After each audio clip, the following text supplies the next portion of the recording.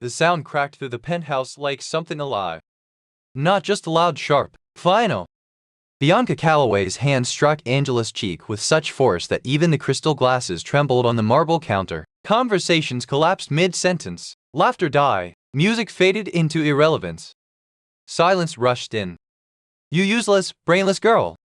Bianca's voice sliced through the room, thick with disgust. Red wine dripped from her silk sleeve, staining the fabric like spreading blood. The shattered glass lay at Angela's feet, the accident everyone had just witnessed. Angela's head had turned with the impact. A faint red imprint bloomed across her skin. For a moment she looked exactly like what they believed. Small. Pluthy. Harmless.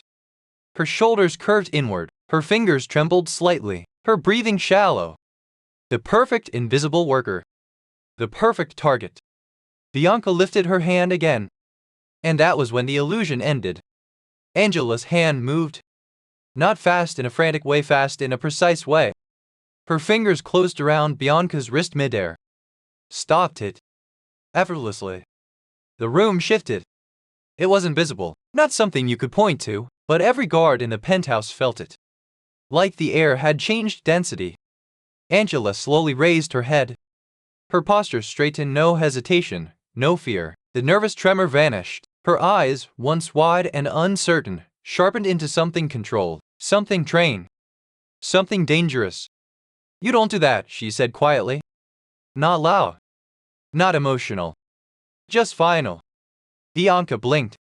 For the first time since entering the room, she didn't have words. Because the wrist holding hers wasn't shaking. It wasn't even tense. It was steady. Unbreakable.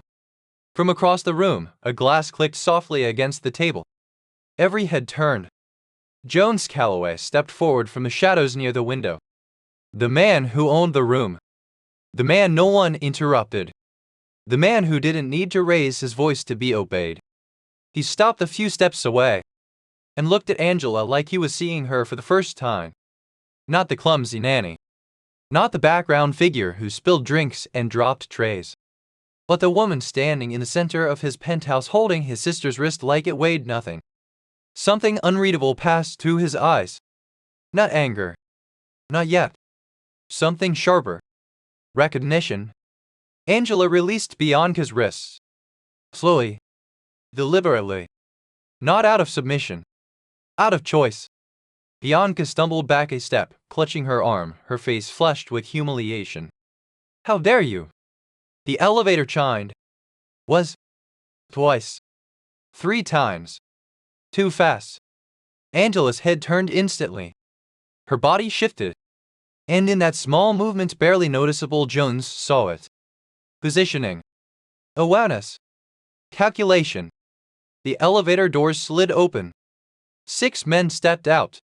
Black clothing, that's weapons already raised. No hesitation. No announcement. They came to kill. Or worse. The room exploded. Guests screamed. Glass shattered. Someone dropped to the floor. A guard reached for his weapon too late. Bianca froze. Jones didn't move. Not yet. Because something had already moved before anyone else. Angela. She didn't run. She didn't duck. She stepped forward. Straight into the line of fire. Her voice cut through the chaos like steel. "Bedroom, now." 2 small figures in the corner reacted instantly. The twins. 7 years old. Terrified. But trained. They read. Not randomly. Not blindly. Exactly where she had taught them. Angela didn't look back. Didn't need to. She already knew they would listen. Because for 8 months, she had been preparing them for this moment. The first attacker lunged forward. Gun raised. Angela moved before he could aim. Her foot struck the edge of the glass table, not stumbling, but using it, launching herself forward. Her knee drove into his chest. The man hit the ground hard enough to crack the air from his lungs. Another attacker swung toward her. She pivoted. Caught his wrist. Twisted. The weapon fell. A third came from behind. She ducked. Turned. Struck once. Precise. Efficient. He dropped.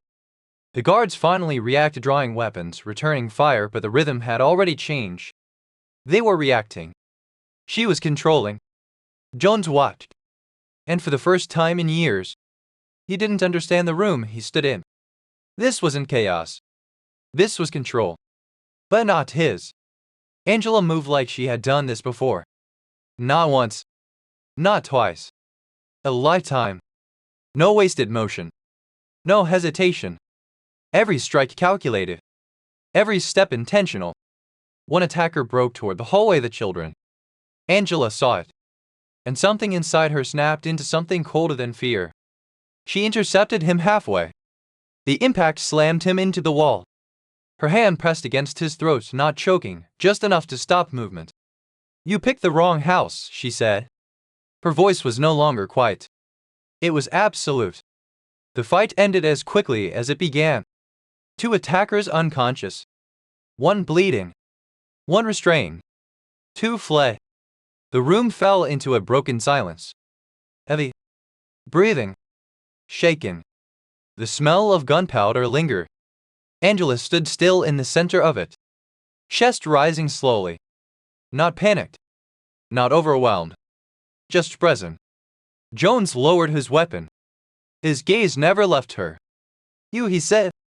Not a question. A realization. Angela turned toward him. For a moment, neither spoke. Between them stood something unspoken. "Drew. You trained them," he said quietly. It wasn't an accusation. It was understanding. Angela nodded once. Des. Another silence. Longer this time. Jones stepped closer. "What?" She didn't hesitate. "Because no one else was." The words landed harder than the gunshots. Around them, the staff remained frozen. Bianca said nothing. For once in her life, nothing. Jones studied Angela's face. Not searching for lies. Searching for something else. And finding it. He nodded slowly. Then said something no one in that room expected. "Stay." Not an order. An offer. Angela's eyes didn't soften. "If I stay," she said, "I don't stay invisible. If pause. Shit. Power bending." Jones held her gaze. And for the first time, he listened before deciding. Then don't. The night had broken something. But it had also revealed something far more dangerous. The woman everyone ignored was the one who had been holding everything together. The room had no windows. That was the first thing Angela noticed. No natural light, no outside sound, just a low hum from somewhere behind the walls and a single cone of yellow light pouring down onto the table between them. Everything else was shadow. Angela sat still, hands resting loosely in her lap. Not nervous. Not relaxed. Balanced. Across from her, an old man slid a photograph forward. It stopped exactly at the edge of the light. "Look closely," he said.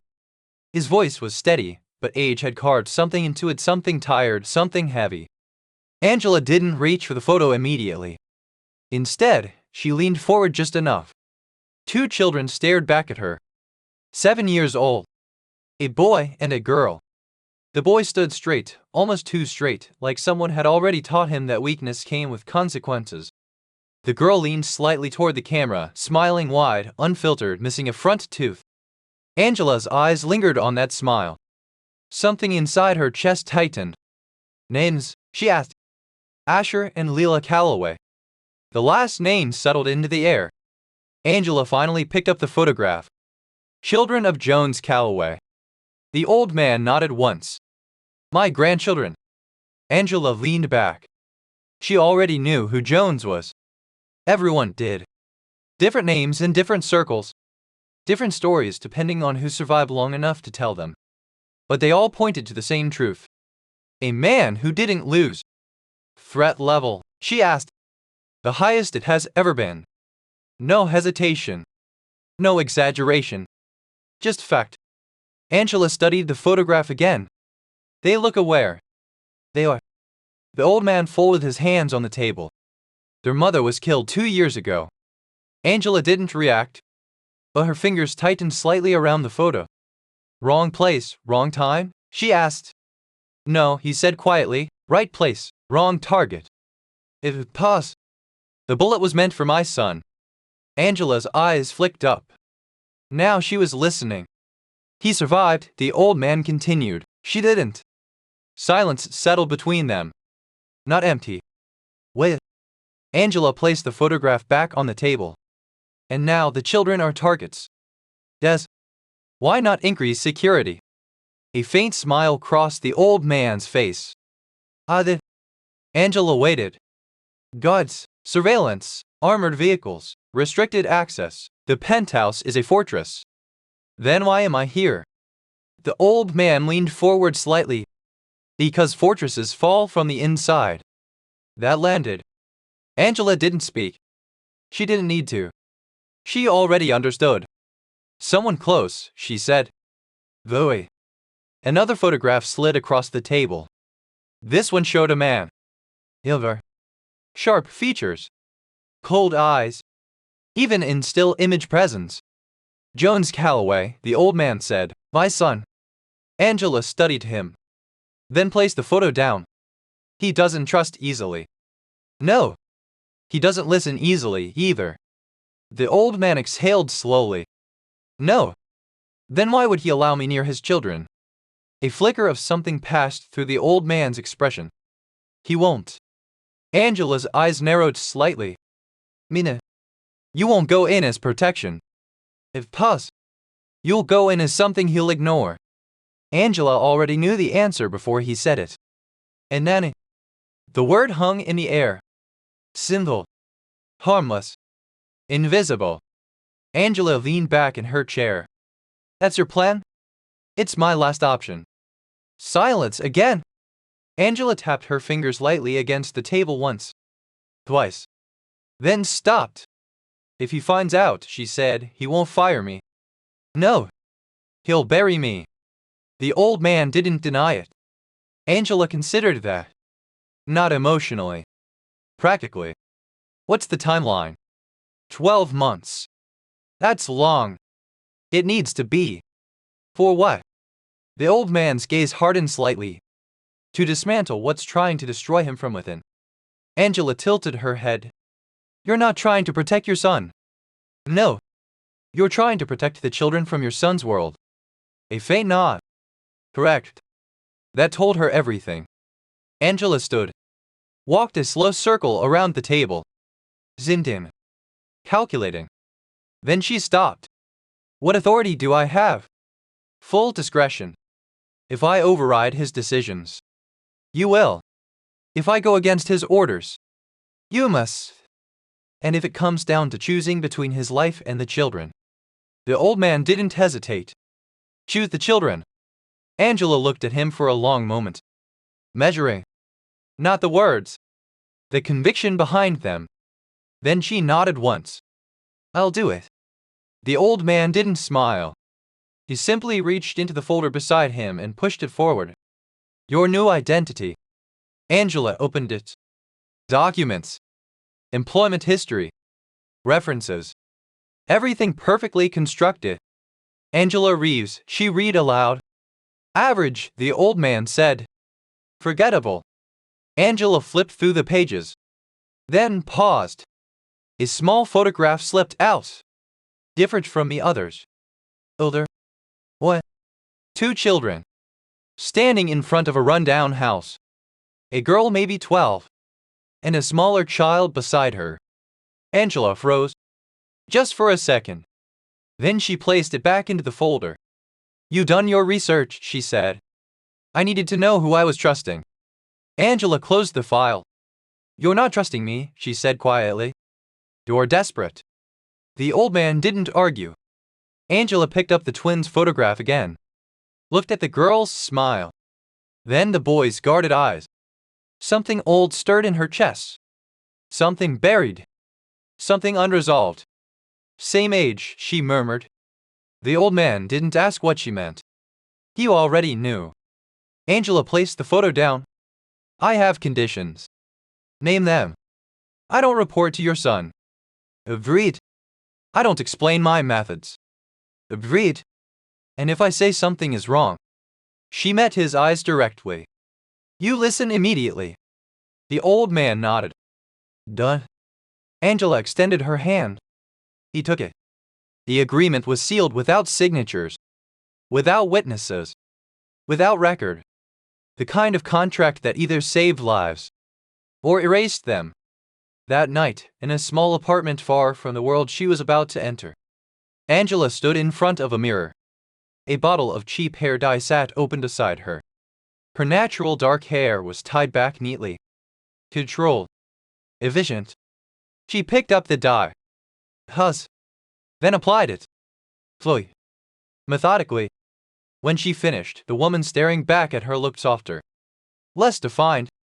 Less dangerous. She adjusted her posture. Let her shoulders drop. Curved her spine slightly.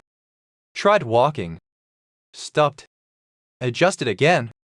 Added a slight hesitation to her steps. A fraction of imbalance. Then again. And again. Until it looked natural. Until it looked real. Until it looked like weakness. She moved to the kitchen. Picked up a glass. What? Accidentally bumped the counter. Let it fall. It shuddered. Angela didn't flinch. She reset. Picked up another. Dropped it again. And again. Practicing failure. Perfecting invisibility. Hours passed. By the end, she wasn't pretending anymore. She had built a second version of herself. One the world would underestimate. One the world would ignore.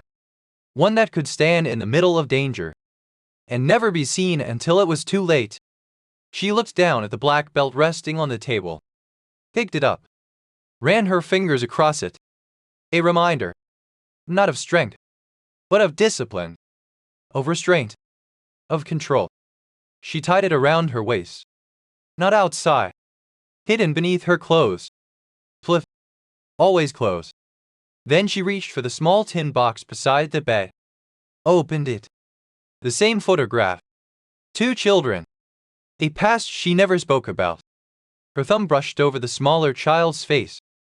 This time, she whispered. Her voice didn't break. But something inside her did. This time I don't fail. She closed the box. Placed it over her heart. And turned off the light. The next morning, Angela walked into the lion's den and made herself invisible. The penthouse ran like a machine. Precise. Controlled. Cool. Angela learned that within the first 48 hours, nothing here was accidental. Every movement had a pattern. Every person had a role. Every silence had a reason. And every weakness was hidden. She woke before the staff. Before the guards rotated shifts. Before the city fully exhaled into morning. Quietly, she stepped into the hallway. Barefoot. Soundless. Her posture already changed. Shoulders slightly rounded. Steps uneven just enough to look careless. Not enough to be questioned. She walked the length of the penthouse slowly. Counting. Measuring. Memorizing. Camera angles. Blind spots. Distances between doors. How long it took a guard to move from the elevator to the children's rooms. How often they checked their phones. How often they didn't. She noticed everything. And revealed nothing. By the 3rd day, she knew something was wrong. Not loudly wrong. Not visibly broken. The kind of wrong that hides inside routine. The kind of wrong that survives because no one questions it. It started with the guards. Too relaxed. Too predictable. One of them leaned against the wall near the kitchen, laughing at something on his phone. Another stood by the elevator scrolling instead of watching. Angela walked past them, carrying a tray. She let it tilt slightly. A glass wobbled. Nearly fell. Oh, sorry, she stammered. They barely looked at her. Dismissed. Ignored. Perfect. Because while they ignored her, she studied them. Their blind confidence. Their delayed reactions. Their assumption that nothing inside the penthouse could ever be a threat. That assumption would get someone killed. The children noticed her differently. Marin noticed her first. She always did. The little girl talked constantly. As if silence made her uncomfortable. Or maybe, as if silence reminded her of something she didn't want to remember. Angela Marin said one afternoon, lying on her stomach on the floor, coloring wildly outside the lines. Why do you walk funny? Angela blinked.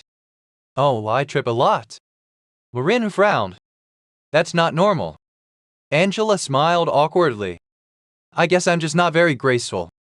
Marin considered that. Then shrugged. I like you anyway. Angela's chest tightened slightly. Thank you. Asher was different. He didn't talk much. He watched. From the sofa. From the doorway. From behind books that he pretended to read. Angela felt his gaze often. Sharp. Evaluating. Too aware for a child his age. One evening, she dropped a stack of his school papers. They scattered across the floor. I'm so sorry, she said quickly, kneeling. Asher knelt too, helping her gather them. His movements were precise, efficient, not rushed. You're not clumsy, he said quietly. Angela paused. Just for a fraction of a second. I am, she replied, keeping her voice soft. You dropped the papers after you looked at the hallway, he continued. Angela's fingers stilled, then resumed. Careful. Controlled. I get distracted easily, she said. Asher handed her the last page. Their eyes met. For a moment. He knew. Not everything. But then now. And then he said nothing. Because some children learn early. That silence is safer than truth. That night he came to her door. No knock. Just stood there. Angela opened it. He looked up at her. Are you afraid of the dark? The question was simple. But the way he asked it was, Angela considered lying. Then chose not to. Yes, she said. Asher blinked. Surprised. But I know how to sit in it until my eyes adjust. She sat down on the floor beside the door. He hesitated. Then sat beside her. They didn't speak again. Minutes passed. The city hummed far below. Then slowly. His head leaned against her shoulder. And he fell asleep. Angela didn't move. Didn't breathe too deeply. Just sat there. Holding the weight of a child who trusted her without understanding why.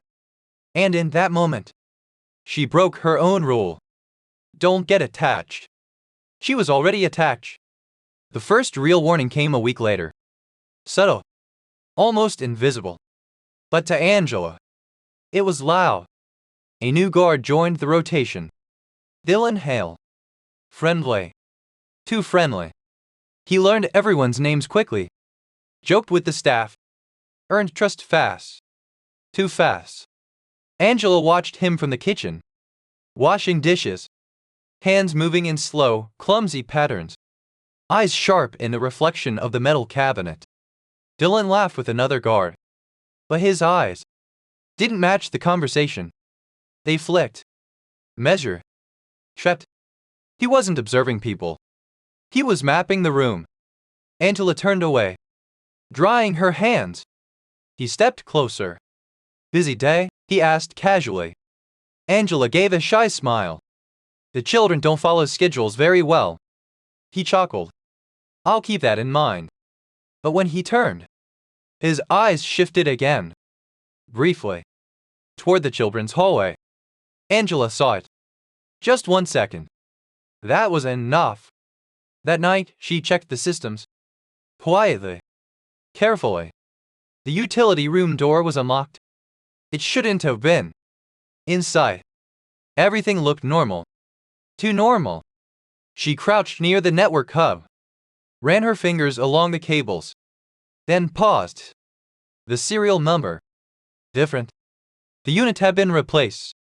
Perfect copy. Perfect installation. But not original.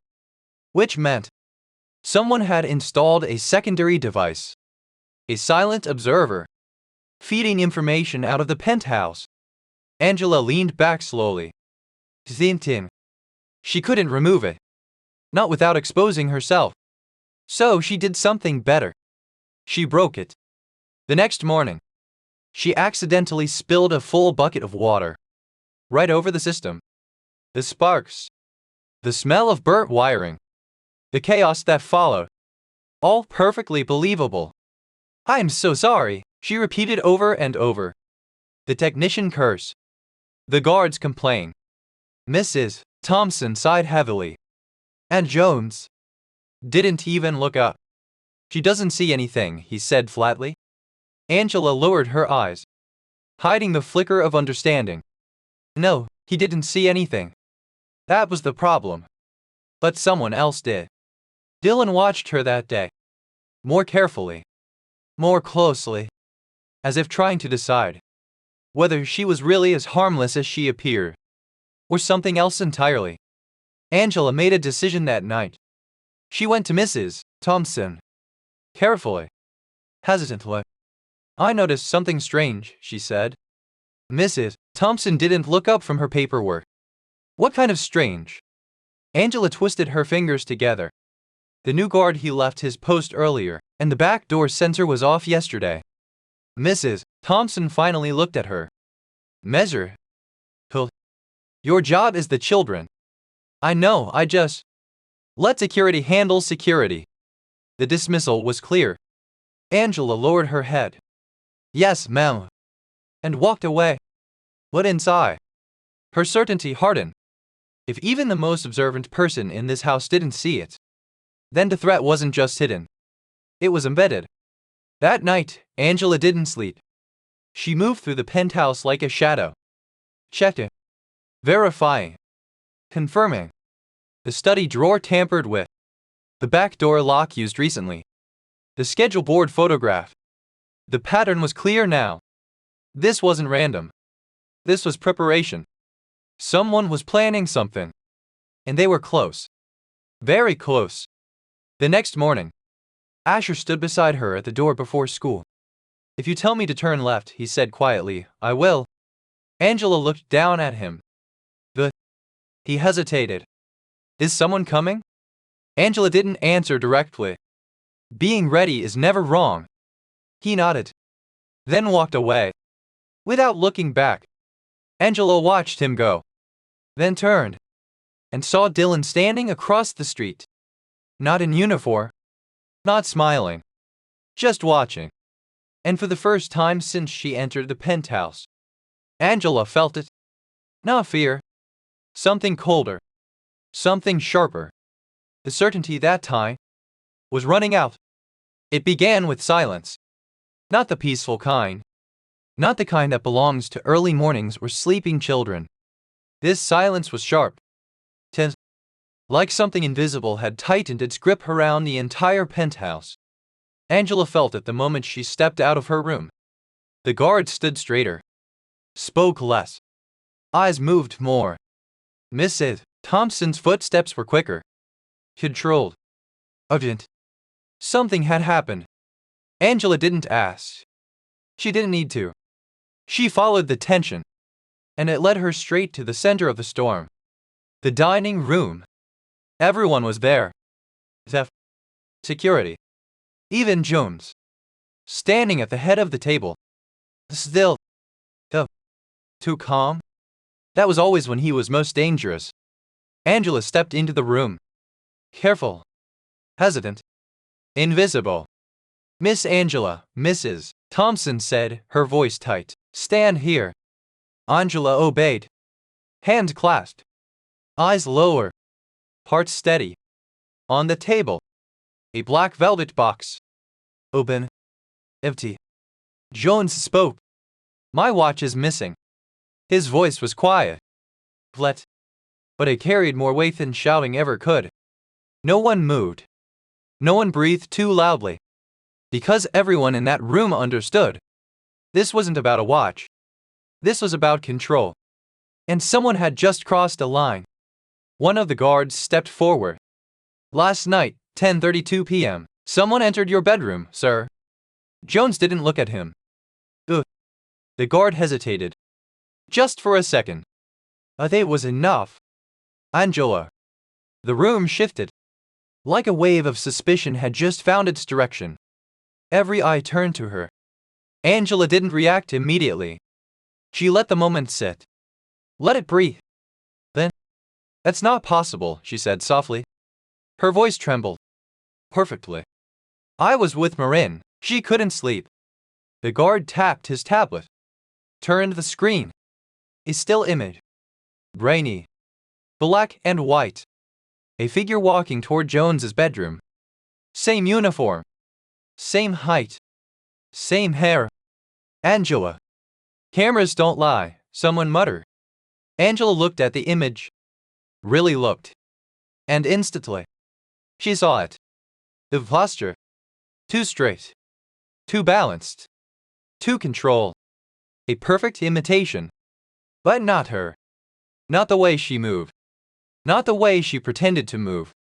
I didn't do that, she said quietly. Jones finally looked at her. His eyes were cold. Evaluating. Not emotional. Never emotional. Then someone is pretending to be you. Yes. If pause. Then. That sounds unlikely. Angela's mind moved fast.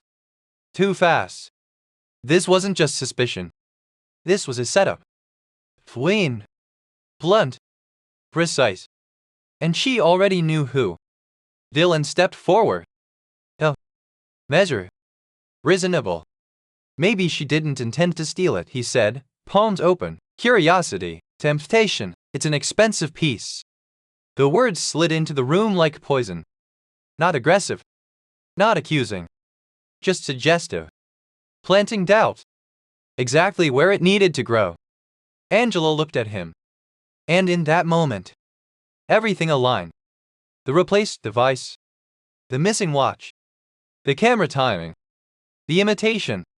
He had been preparing this. For days. Maybe weeks. Search her room, Jones said. No hesitation. No discussion. Just a decision. 2 guards moved immediately. Angela didn't resist. Didn't protest. Didn't panic. Because panic would make it real. Minutes later, they returned, holding the velvet box. This time, not empty. Found in her drawer, sir. The watch glinted under the light. Perfect. Untouched. Then Angela stared at it. Then closed her eyes briefly. Not in defeat. In calculation. I didn't put that there, she said. Her voice was quieter now. Stronger. Less fragile. Jones stepped closer. Picked up the watch. Turned it slightly. Then looked at her. You expect me to believe someone broke into my room, stole my watch and then hid it in your drawer? Yes. What? Angela hesitated. Because the truth would expose everything. Because they want me gone. The room went still again. Jones studied her. Longer this time. Dear. There was something in his gaze now. Not belief. But not dismissal either. And who is they? He asked. Angela didn't answer. Because if she said Dylan's name, she would have to explain how she knew. And that would destroy everything. Silence stretched. Heavy. Dangerous. Jones exhaled slowly. We're done. The words landed like a verdict. Mrs. Thompson, prepare her termination, effective immediately. Marin's voice broke through the room. Saul. Chop. No. Everyone turned. She stood in the doorway. Eyes red. Fists clenched. She didn't do it. Mrs. Thompson moved toward her quickly. Marin, this isn't. It is. Marin shouted. Angela doesn't take things. Asher stepped beside her. Quiet. But firm. She's telling the truth. Jones looked at his children. Something flickered. Gone just as fast. Go to your rooms, he said. Cold again. Controlled again. This doesn't concern you. It does, Asher replied. The room froze. Because no one spoke to Jones like that. No one. Jones's jaw tightened. But he didn't explode. Didn't shout. Didn't punish. He just turned away. Dylan, he said. Escort her out. Angela's instinct screamed. Not leave. Isolate. There was a difference. And she felt it clearly now. Dylan stepped closer. Smiling faintly. Yes, sir. Angela lowered her head. Let her shoulders fall. Let the mask return. I'll pack, she said softly. Marin tried to grab her hand. Mrs. Thompson stopped her. Gently, but firmly. Angela didn't look back. Because if she did, she might not be able to leave. The hallway felt longer this time. Heavy. Each step echoing like a countdown. Dylan walked beside her. Too close. Too calm. You played it well, he said quietly. Angela didn't respond. Most people don't last as long as you did. Still nothing. He leaned slightly closer, lowering his voice. They'll be taken tonight. Angela stopped. Just for half a step. Then kept walking. Who? She asked. So controlled. The kids, he said. Casual. Like discussing the weather. A cleaner operation than this mess. Angela's blood ran cold. Not from fear. From clarity. This wasn't about removing her. This was about removing protection. They reached her door. Dylan leaned against the frame. You have 1 hour. Angela nodded. Stepped inside. Closed the door. Silence. For 5 seconds. She stood still. Then everything changed. Her shoulders straightened. Completely. Her breath deepened. Her eyes sharpened. The act was over. She walked to the bed. Opened her suitcase. Then stopped. No, she wasn't leaving. She pulled out the black belt. Untied it. Retied it tighter. Her reflection in the mirror was no longer Angela the clumsy nanny. It was someone else.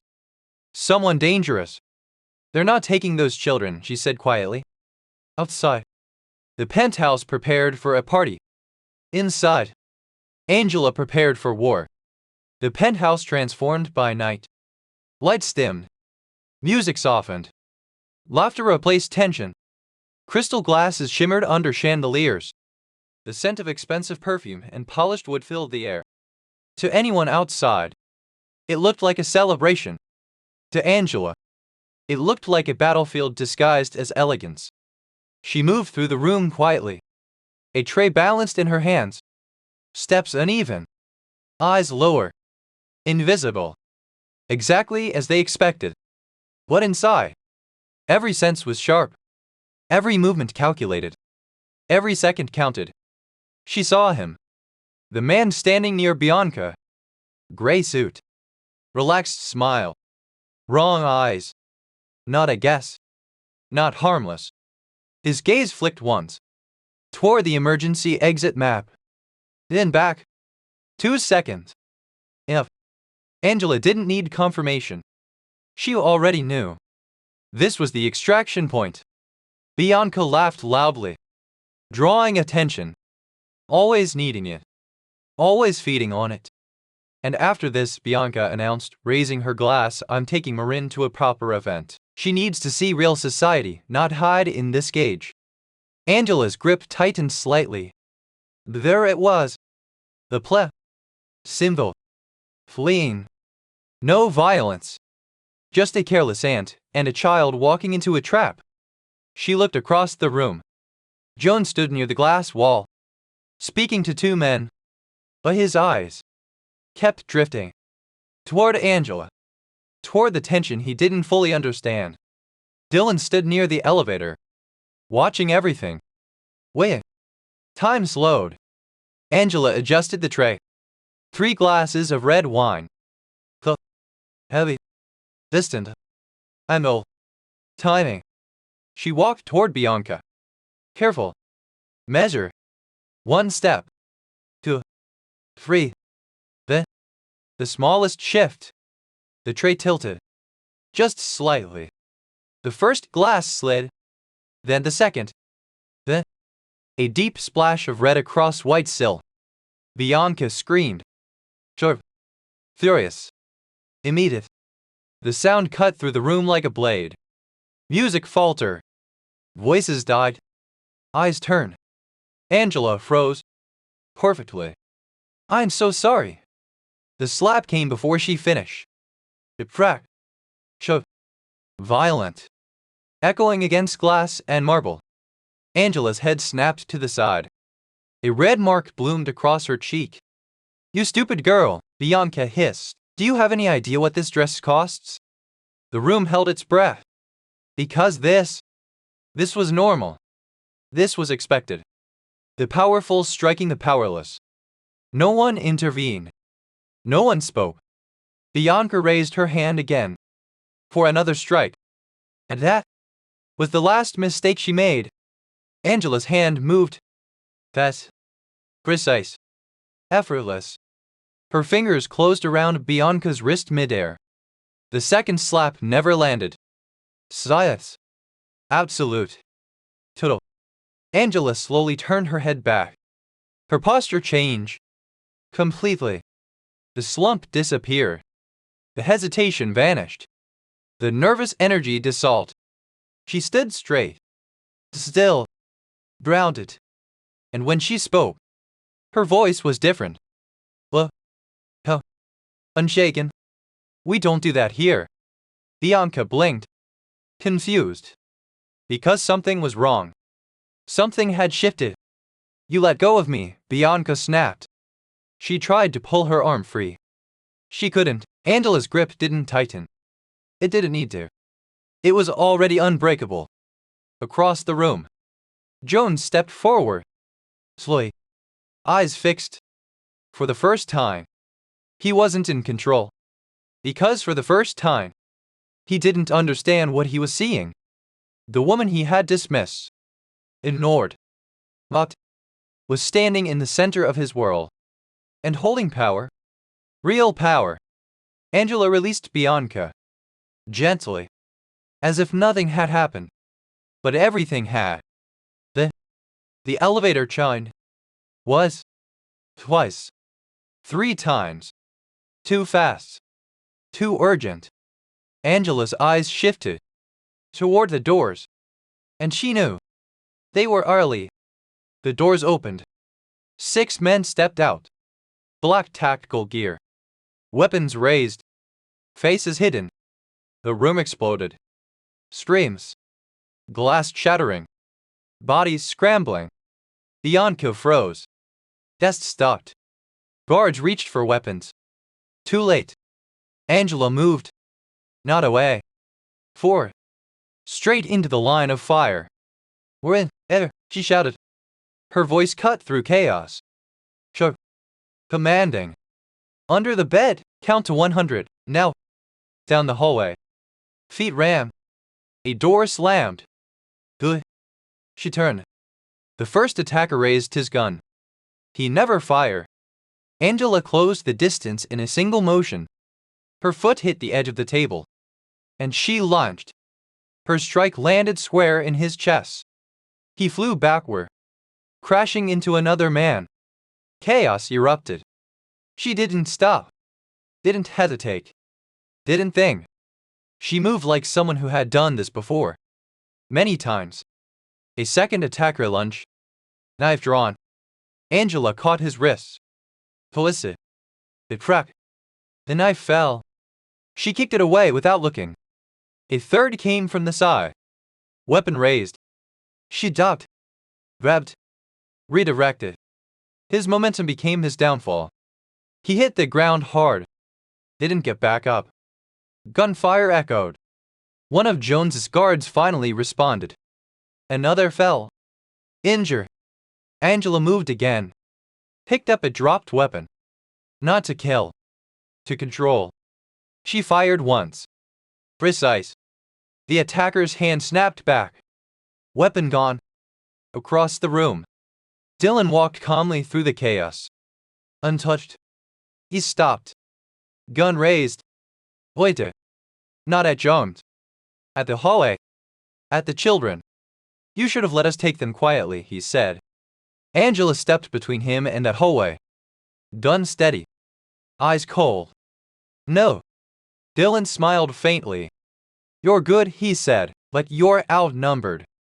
Angela tilted her head. Emma. Behind her. The guards regrouped. 2 attackers already down. Others wounded. The balance had shifted. Not in numbers. In control. Dylan's eyes flicker. Just slightly. Toward the hallway. Toward the children. That was all Angela needed. She fired. The bullet tore through his shoulder. He staggered back. Gun discharging wildly into the ceiling. Dust fell. Glass trembled. He hit the railing. Breathing hard. Eyes wide. You whisper. Angela stepped forward. Unshaken. Never threaten what I protect. Dylan tried to raise his weapon again. A second shot rang out. Not hers. He froze. Looked down. Blood spreading across his chest. Then slowly. Collapsed. Silence followed. Heavy. Real. Angela stood in the center of it. Breathing steady. Gun lower. The fight was over. She turned. Walked down the hallway. Dropped to her knees at the door. Knocked 3 times. Ian. Measure. It paused. Then. The door opened. Marin ran into her arms. Crying. Shaken. Alive. Asher followed. Silent. Holding on tightly. Angela held them both. Taylor. Fiercely. And for the first time, she allowed herself to feel it. They were safe. Behind her. Joan stood in the wreckage. Watching. Not the blood. Not the broken glass. But the woman. Who had just saved everything he had. And the children. Who ran to her. Not him. That was the moment. Everything changed. If this story stayed with you, if it reminded you that strength doesn't always shout, sometimes it stands silently until it's needed most, then subscribe, because there are more stories like this waiting for you.